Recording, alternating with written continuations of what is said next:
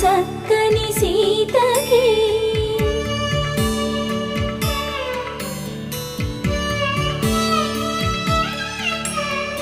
ఎర్ర జాబిలి చేయి రాముడేడని అడుగుతుంటే చూడలేదని పెదవి చెప్పే చెప్పలేమని కనులు చెప్పే నల్ల పూసై